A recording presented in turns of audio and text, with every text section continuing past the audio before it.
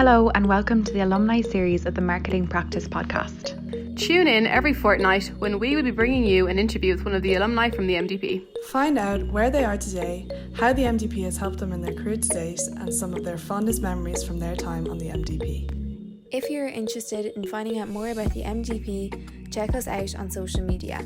If you enjoyed today's episode, we'd really appreciate it if you shared this with your friends who might be interested in finding out about life on the MDP. This week on the show, we are joined by Rebecca Fitzgerald, the Senior Brand Manager at Kinetica Sports. We hope you enjoy the show. So to start us off, do you want to just tell us your name, a little bit about yourself and what you are doing? Sure. So thanks a million for having me on this evening, guys. My name is Rebecca Fitzgerald. I'm a past MDPer and I am the current Senior Brand Manager for a global sports nutrition brand called Kinetica, which is part of the Boyne Valley Group portfolio.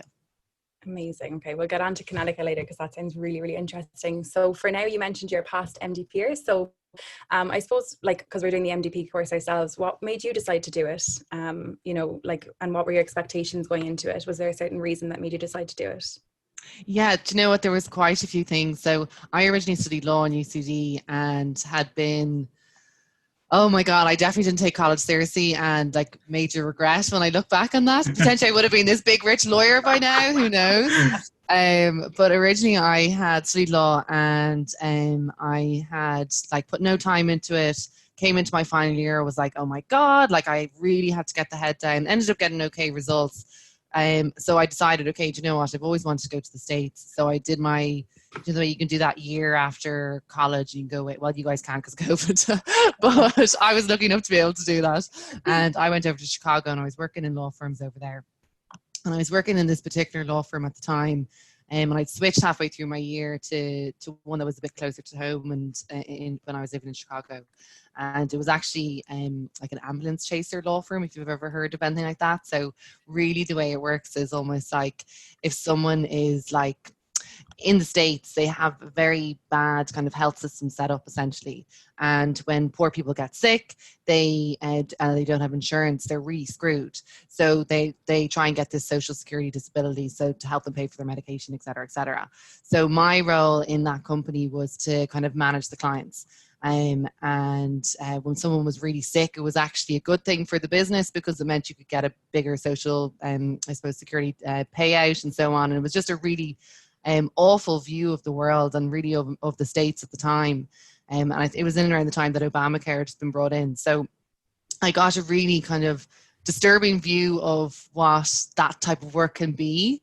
And decided, you know what, I don't have the love and the passion for law to be doing this day in, day out. So I decided, okay, I really I know I love working with people. That was the only part of my job that I actually really liked, having the chats with people and trying to, I suppose, build relationships. So I thought, okay, I should go into business because a lot of business is based on relationships. But I've no commerce background, I've no finance background, and numbers aren't really my thing. What'll I do? And so I was searching through what Smurfit had to offer. And a friend of mine who lived up the road had done the MDP. So I met up with her and she had kind of said, yeah, it's tough going, but you get to actually, I suppose, everything is action learning. So fairly early on what you like and what you don't. And for me, that was the biggest thing. Having done 4 years of law, having absolutely no clue what it would be like to work in it, ultimately working in it and deciding this is so not me.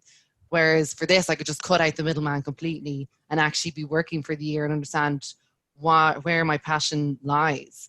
And that was the biggest draw for it. So having someone that's done the course before, being able to have the chats with them and understand from there that really very quickly into my course, I'd understand what I liked and what I didn't. And that would therefore be able to help me shape what type of career I wanted to lead. So that's a long story about where I started and kind of how I ended up in MDP. But I can safely say it was the best decision I made. I mean, I absolutely loved my year in MDP. It was chaos. There's no denying it. And you guys know that yourselves. It's late nights and there's clashes of personalities and that's life though, and that was the best part, wasn't it? You guys probably feel that now. You two are probably killing each other offline. It's that type of thing where it's like, well, actually in business you come across people that you don't really like, or you have nothing in common with, and you have to figure out a way, especially like different cultures and stuff. People have such different approaches, and that was the beauty of MDP for me. Was I was landed in groups that I was like, in my personal life I'd probably never be hanging around with these type of people, and then I ended up loving them. So it opened up my eyes to how to deal with loads of different people. And again, I got the experience of working in so many different spaces. And then I ultimately figured out that, food is probably where I'd love to work in, but based on those experiences we had with various different clients during my time in MDP. Yeah, no, it's really interesting that you say about law as well, because obviously like that would resonate with a lot of us, because so many of us have come from backgrounds that didn't do, a business background. Like I came from teaching, so, and like there is someone in the course that did law, there's food science, there's so many different courses. And I think it's really, it just kind of really shows how, like adaptable the course is, because you can come from any background and do it. But yeah, I suppose then you just mentioned food there. So would that have been kind of one of the interests that kind of stood out to you when you were doing the course? And was that an area that you wanted to kind of focus in on? I never even considered food. I definitely didn't think it was glam enough for what I wanted to do. But then when I got into Smurfit and I was meeting all these people, I realized I wasn't half as glam as I thought I was. So I would never have worked in the beauty industry because I knew nothing about it, even though I thought I did. So I actually had no clue what I liked, and it was only until we worked for a specific bread company. I do love carbs. So I was like, okay, straight away, I'm going to enjoy going over to meet these people and eat a bit of bread. That's going to be a bit of fun. And funnily enough, it was very much based on trying to understand why consumers do what they do. And that was the whole, with the aim of understanding, okay, from an NPD perspective, what type of new product should this particular bread manufacturer come out with? And when I was doing that, I realized that really it doesn't matter what product you're selling when it really all comes back to understanding consumers' behaviors and attitudes, and you can really apply that to whatever industry you're into. And then I suppose, having worked in a couple of different types of projects, I realized food is probably the biggest constant in my life, Now people are going to think I'm this big fatty. I'm not, guys, I'm not. But really it's the only thing that like connects us all. Yeah. And I'm really interested in it. So I suppose that it was the experience working with a couple of these different clients and realizing that really I could probably go into any industry and enjoy it, but food is something that I know about. And I didn't realize I knew so much about it until I was working on these various different projects. So I think it would be very important to go into MDP with, some people knew exactly where they wanted to go. They're like, oh, I want to get into the tech industry. That's exactly where I'll thrive. Whereas for me, I didn't have a clue. And actually being open-minded about it, I figured out where I wanted to be, so it was those experiences with those clients is what helped me shape where I wanted to be. And who knows, you might see me in 5 years time and I could be working in tech, I don't know, but I'll hopefully have learned all the different transferable skills that I can kind of try my hand at anything, Yeah, and that's definitely been one of the kind of main standouts for me so far, is that you do kind of get to like almost like taste test all the different bits, and it's fantastic. And you kind of go in like you said about kind of being glam and all this kind of stuff, you go in with a notion about yourself, and then that kind of gets turned in its head very quickly. It totally does. Yeah. But so then obviously you wrapped up in the MDP and stuff like that, and did you kind of jump straight into Kinetica after that? No, so I actually went to Kerry Group, and I was in Kerry Group, and I learned Kerry Group has a very similar, and that was why I was so glad to be an MDP, because it gave you a really strong work ethic. Yeah. There was no cutting corners, and you could really see the people who were doing the work and who weren't doing the work, and who had to be brought along the journey and who was leading the pack. And I had known coming from law that I suppose I hadn't done my best. Like I definitely could have gotten a way better score in my, I suppose, overall GPA, and I kind of felt like I let myself down. So when I went into MDP, I have to get it first. Like I am not stopping at anything. So I was actually called the Terminator by some of my now best friends, but I was called the Terminator because I had like a one-track mind. I was like, I was going to absolutely kill it. So Kerry actually has kind of a similar ethos in the sense that if you're really ambitious, you can get to you know, you can really jump the ranks quite quickly. And I was really lucky to be in that situation with Kerry, that they recognized that I was a hard worker and I wanted to do well. So I ended up in Kerry because the marketing, the program director at the time was a lady called Orla McGrath, who I'd still be friendly with today. And she had left the role as program director to go into Kerry Group. And she actually referred me in, along with two of my classmates who I'm still really friendly with, a girl called Shannon Coco and a girl called Naim Prendergast. So all three of us started in the Kerry Group, which is actually kind of nice because like Kerry Group has 900 people in that one building down there. And it's kind of like the Google of food. Like, it's absolutely fabulous. But you go in there and you're like, oh my God, I have no mates. Like, the canteen is like, you know, you just feel like, oh, I'm a complete loner here. So it was lovely to have that kind of, I suppose, a little bit of a support system that all three of us went in being like, what the hell are we doing? How did we get this job? So obviously Kerry was like your first job out. Did you always know that you kind of wanted to go into Kerry, or was it just kind of, you saw it as the industry leader and you were like, I'm just going to go for them because of that? Not at all. So really, at the time, I was kind of being pushed, probably because my CV and how I positioned myself on LinkedIn at the time, which obviously looking back, I was like, that was silly. But I had the law piece from UCD and then I had my experience from America, which I thought was really important from an international perspective. But really how I positioned myself was to work in marketing in a law firm, do you know? So actually, and anyone that approached me for like entry level roles were from law firms, really. And I almost ended up going down that route, and I probably would have enjoyed it in different ways. But I'm so glad Orla reached out to me and said, no, I think you've really enjoyed this. Like, it's a great opportunity. And then my love for food really came out of that. And then, and the network that I got from it as well. Do you know, the reason I'm in my job in Kinetica now is because my business president was the VP of marketing for Europe for Kerry Group. So she actually had left Kerry for, I think, 6 months or so. She's a really impressive lady. But she'd left Kerry Group after her VP role, gone traveling, and came back as on a kind of a consultant basis. And I ended up reporting directly into her, which I don't think she knew was going to happen. But I was delighted having this super senior person to like give me all this insight into how, I suppose, the business worked. So I worked for her for, I think, maybe a year or two, and absolutely thrived under it. I adored her. And when she moved to Point Valley, I had kind of said to her, half joking, you know, take me with you. But I was still really enjoying my time in Kerry. It wasn't time for me to leave. And when it was time for me to leave, I literally sent her a text and said, listen, I'm on the hunt for a new role. If there's anything going with you, you know, please consider me. And I'd never worked in B2C before, and B2B marketing and B2C marketing is super different, or so I thought. I mean, after a month or two, you get over yourself. But I was definitely really nervous about going into the B2C world because most of my friends from MTP had gone into B2C.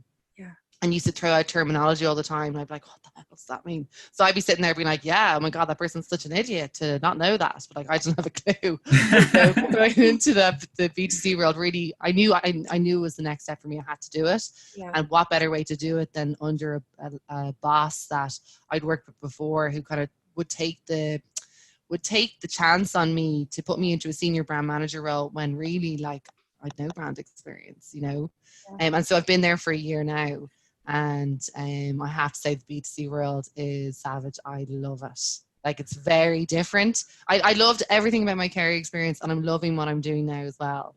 And I think it's about knowing when's the right time to leave, because even if you love a company and you love a job, which is how I felt about Kerry, I needed the change. You know, I have to challenge myself in a different way. And there's nothing like in my first 2 weeks, my business president had taken me into her office to be like, so how are you getting on? And like, I definitely come to a stage in Kerry Group for my level now where I'd felt like, oh yeah, I know my shit. Like, I'm, you know, I'm definitely, you know, comfortable. And what I'd said to my business president last year was like, it is so hard going from being the shit to shit because that is how I felt, you know? But like, again, that's what you have to do to grow, is to put yourself in like uncomfortable situations that you know nothing about.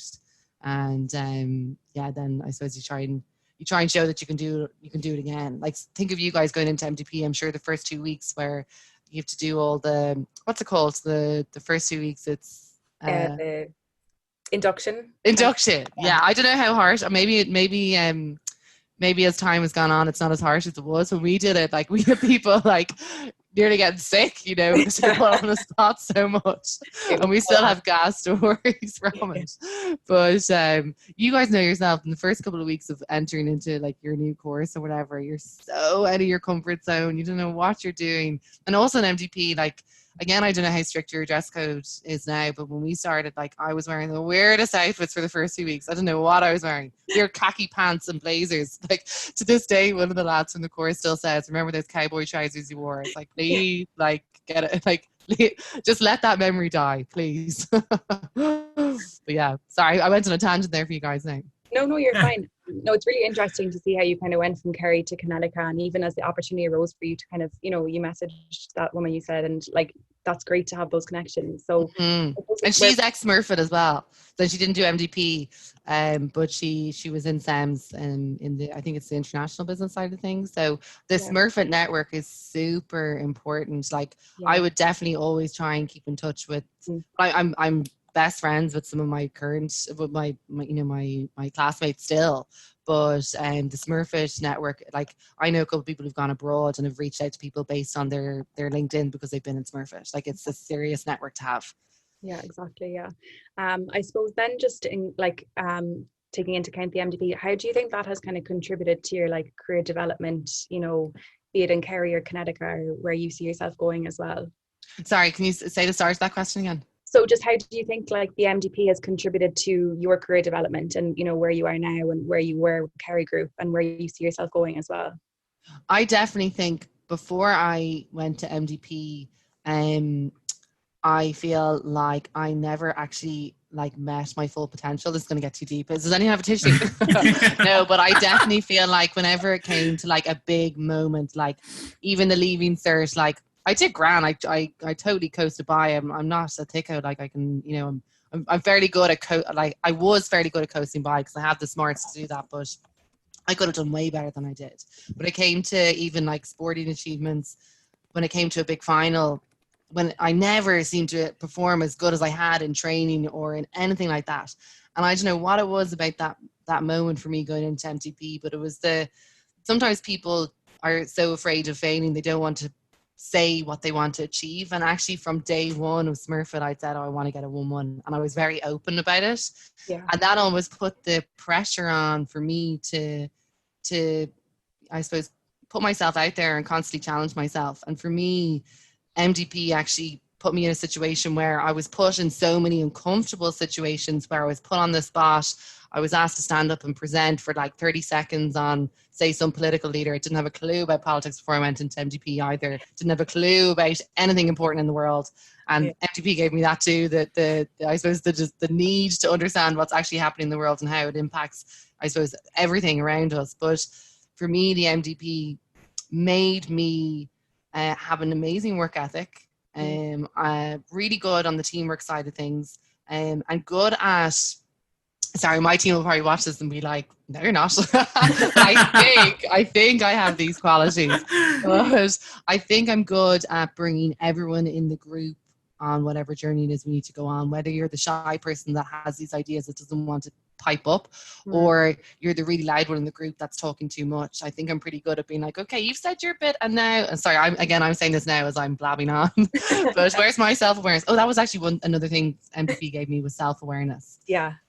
And the peer reviews and the reviews you get, I don't know if it's still the same for yourselves, but we did quite a few reviews, and that is one of the biggest things that I find, and even when I'm interviewing candidates for role now, is the lack of self-awareness that people have. And MDP gives you a really good understanding of how you come across and how you might need to adjust and adapt that. Like, when I look back on my time in MDP as well, and as I said, I was called the Terminator at one point, I would obviously completely adjust that behavior now in work. Like, if I went in as the Terminator now, I'd have no team. So it gave me really good self-awareness. It gave me a really good ability to work in teams, especially from a cultural perspective and understanding how different people work and how that impacts things. And I would say it gave me like the confidence to be in situations where I feel uncomfortable, and maybe in previous times I would have, because I was afraid of failing, I would have just froze. It actually gave me the confidence to just try and be my best, and I would say reach my potential and getting over that fear of failing. MDP did that for me, which probably sounds really strange because it's just a course, but it really did change a lot of things for me and how I approach my career and what I think is possible now. Yeah. That's amazing. That's deep. So deep. You weren't expecting that in the room. MDP will make you good at basketball. No, I'm joking. No, but look, it seems like you got an absolute load from the course. Maybe we'll wrap up on this one as well. Like, is there something that you'd say to like ourselves currently in the MDP, just as a little bit of advice to kind of get as much as we can from the short time that we have on the course? Yeah, I would say that's it. Exactly. You've just said it. It's such a short time. Like, I would definitely say what I didn't do is I probably didn't like live in the moment as much. I was so busy being like, next project. Like, you have such a long career ahead of you, same as me. Like, I have so many more years that I'll be working. Unless, again, as I said, in 5 years' time, I'm working in some big tech company and I'm super rich and I don't have to work anymore. But if that doesn't happen, there's so much time for I suppose, working like a workhorse, that I would definitely say, yeah, okay, it's amazing to have a good work ethic, but really enjoy the year. Like, you're being offered an opportunity to try loads of different things, and if it doesn't work out and if you make a mistake, you're not going to lose your job. Do you know? Whereas we're in a different situation now when you're working. Like, I could be out my horse.